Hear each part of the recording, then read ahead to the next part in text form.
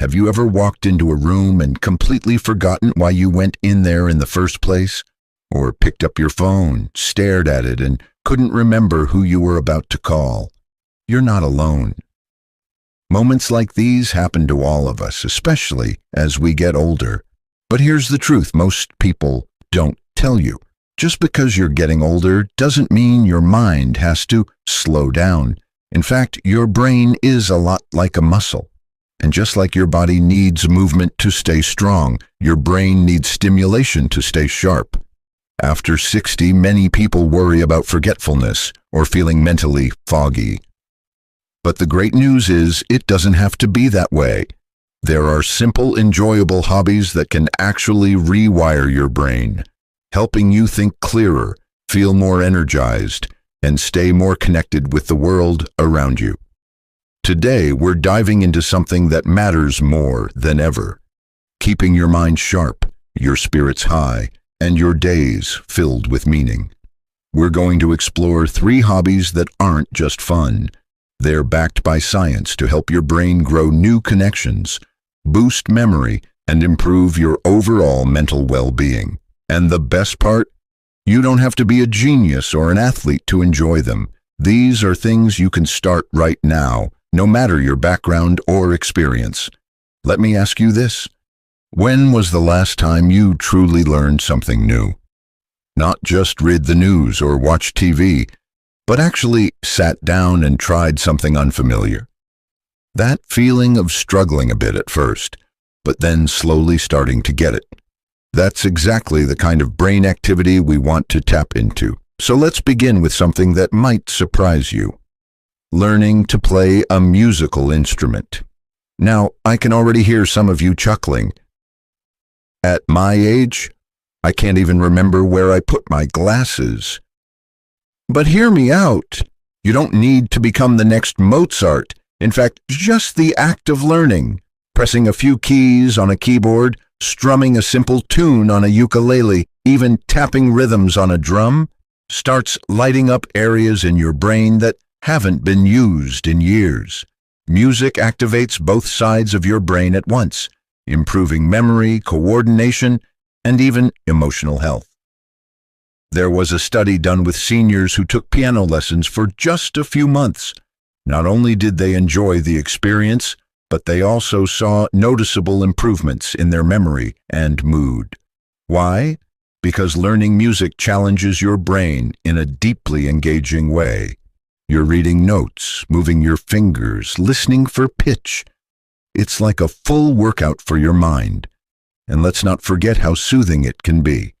Playing a few gentle notes after dinner or tapping out a rhythm while you relax can be both calming and uplifting. And if piano sounds too intimidating, you could try something simpler, a hand drum, a harmonica, or even a xylophone. Yes, those brightly colored ones can do wonders.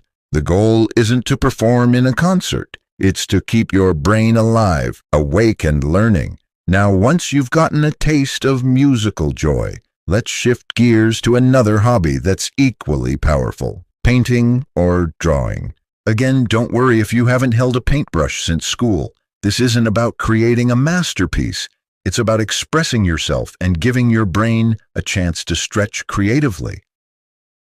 When you paint, your brain focuses deeply. You're observing shapes, choosing colors, thinking about space and composition, all of which fire up different neural pathways. And unlike a crossword puzzle or a word game, art taps into your emotional brain as well. It can bring out memories, stir feelings, and give you a safe space to process whatever you're going through. There's something magical about mixing colors or watching a blank canvas slowly come to life. You don't even need fancy supplies.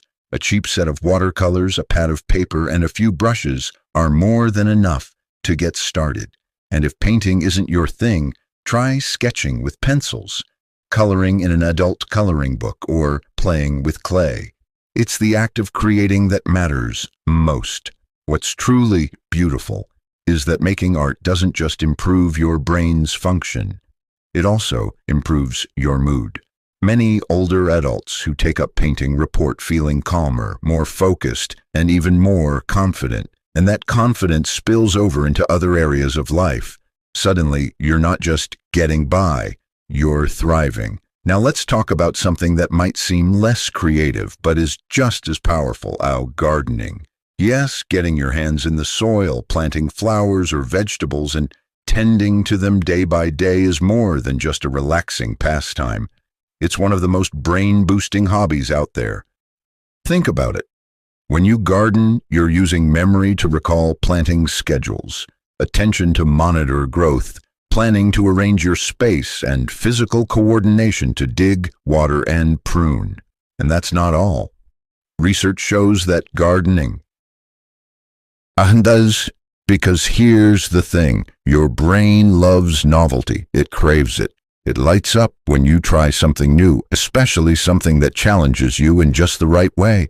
And one of the best hobbies for this, one that not only sharpens your thinking, but also helps you stay socially connected, is learning a new language. Now, I know that might sound like a tall order. Why would I start learning Spanish or Italian now, you might wonder? Isn't that for kids or travelers? But the truth is, learning a new language after 60 is one of the most powerful ways to boost cognitive health. And you don't have to become fluent to feel the benefits. When you learn a language, even a few new words a week, your brain starts building fresh connections. It exercises memory, attention, listening skills, and even problem solving. You're not just memorizing vocabulary, you're training your brain to think in a new pattern. And it's this effort, this little mental stretch, that rewires your brain, strengthens it, and slows down aging in a very real way. And let's not forget how fun it can be. Imagine ordering coffee in French or chatting with your grandchild using a few words in Japanese. It sparks curiosity, brings laughter, and gives you a small sense of adventure, all from the comfort of your home. You don't need to sign up for a full class or buy expensive programs. There are free apps where you can learn a language at your own pace, even just 5 minutes a day. Start with greetings, common phrases, or vocabulary around things you enjoy. Food, weather, family, and don't worry if you forget. The process of trying, stumbling, and trying again is what makes it so powerful. Plus, this kind of learning is deeply personal. It gives you a goal to look forward to, something to do with your morning coffee or your quiet evenings. And every new word is a small victory, a reminder that your mind is still growing, still alive, still full of possibility. What's more, learning a language opens up connection. Maybe you'll find a language partner online. Maybe you'll practice with a neighbor or send a short message to a friend who speaks that language. These little human moments keep us engaged, keep us laughing, and most importantly, they keep us from feeling alone. Because that's something many people don't talk about after 60. The quiet loneliness that can sneak in. Kids grow up, friends move away. The routines that once kept us busy start to fade. But when you have a hobby that sparks your mind and connects you to others, even in small ways, it can shift everything. It brings back a sense of purpose, of curiosity, of joy. And speaking of purpose, there's one more hobby that often flies under the radar. But it's incredibly powerful when it comes to mental health. That hobby is storytelling, specifically writing down your memories, your thoughts, or even small made-up stories. It doesn't matter if you've never written anything in your life. You don't need to be a novelist or a poet. All you need is a pen and a willingness to share, even if it's just with yourself. You see, writing is a form of reflection. It activates areas of the brain that help with language, memory, and emotional regulation. And when you start putting your thoughts into words, something beautiful happens. You begin to make sense of your experiences. You start noticing patterns, finding meaning, and even healing old wounds. Start small. Write a paragraph about the best summer you can remember. Jot down a funny moment from your childhood, or describe a person who made a difference in your life. Don't worry about grammar or punctuation. No one's grading you. Just write the way you speak and let the memories flow. And if you want to be a little more playful, try writing a story. Maybe it's something completely made up, a mystery, a romance, or a little fable. Your imagination still has plenty of fuel, and writing is a wonderful way to let it out. Some people find that journaling at night helps them sleep better. Others like to write in the morning, almost like a conversation with themselves. However you do it, the act of writing keeps your brain flexible and your heart open. It's a deeply human way to stay connected, not just to the world, but to yourself. And if you feel comfortable, share what you write. A story written on a card for your grandchild, a letter to a friend, a post in a local group. Your words have weight. They carry history, wisdom, humor. And those things are gifts. What's powerful about all these hobbies, music, art, gardening, language, writing, is that they help you build a life that's still unfolding, still meaningful. They remind you that your best days aren't just behind you. They're happening now, one creative moment at a time. Because staying sharp after 60 isn't about doing puzzles all day or memorizing lists. It's about living in a way that challenges you just enough to grow. It's about surprising yourself, trying something new. Because when you truly allow yourself to try new things, even in small doses, life becomes a series of meaningful discoveries instead of routines on repeat. And perhaps the most beautiful thing about hobbies that engage the brain is that they ripple into every corner of your daily life. Your sleep improves. Conversations become more interesting. Even food seems to taste a little better when your mind is awake and active. But maybe you're thinking, all of this sounds wonderful, but I'm just not the creative type, or I don't know where I'd find the motivation. And if that's you, let me tell you something important. Motivation often comes after you start, not before. You don't need to feel excited at the beginning. You just need to begin. Pick up the brush, pluck a string, write a sentence, water a plant. The joy will follow. And even more than joy, what follows is clarity. When your brain is stimulated, when it's working, learning, creating, that mental fog so many people complain about starts to lift. You find yourself remembering names again, thinking faster, making decisions with more confidence. That's not magic. That's biology. Your brain is responding to what you're feeding it. And the good news is, you're never too old to feed it something new. You see, after 60, a lot of people feel like they've reached a kind of plateau. Maybe your kids are grown. Maybe your career has slowed down or ended altogether. The busy schedules, the noise, the constant demands that once kept your days full. They're quieter now, and for many that silence can feel a little bit like being forgotten, or even losing a sense of who you are. But here's the truth. This isn't an ending. It's a turning point. It's a chance to rediscover the parts of yourself that got set aside during the hustle of earlier life.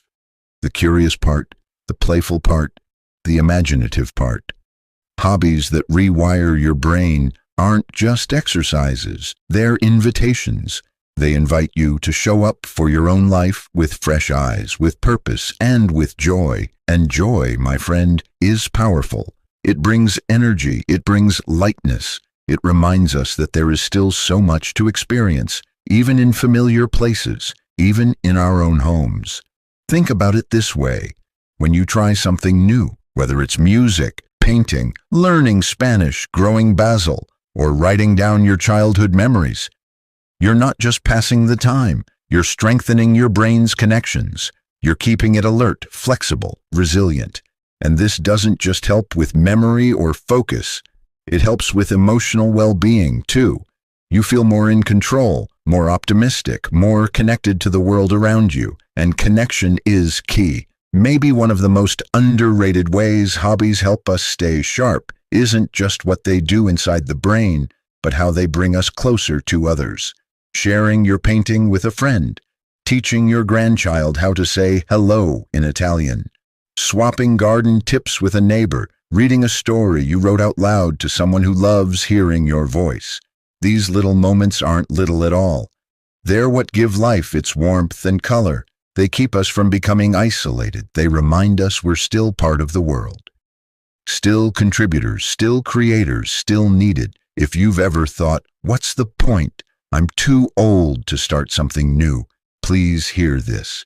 The point is you, your mind, your story, your sense of vitality. The point is waking up each day with something to look forward to. A few minutes of joy, of focus, of curiosity. That's the secret. Not grand plans or big achievements. Just small, steady steps that make you feel alive. And that's what I hope you take away today. You have more power than you think. You can shape your brain, renew your energy, and find new meaning just by picking up a hobby that feels good to you, not because someone else told you to, not because it's a trend, but because it nourishes something deep inside you, that spark, that part that still wants to learn and grow. And if you're not sure where to begin, take this as your gentle push. Go pick up a notebook. Doodle in the margins. Hum a little tune. Download a language app and learn how to say thank you in a new way. Look at your windowsill and imagine a little pot of lavender growing there. Let yourself begin, and once you do, come back and tell me about it. Share your experience in the comments. What did you try?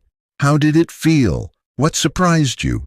This isn't just a video, it's a conversation, and I'd love to hear from you. Your voice matters here. If this video helped you, or even just gave you a tiny nudge in a new direction, give it a like so more people can find it. Subscribe if you want more warm, real, and useful ideas for living your best life at any age. There's so much we still have to talk about, and I'd love for you to be part of that journey. So here's to you, to your beautiful, powerful brain, your kind and curious heart, and the many adventures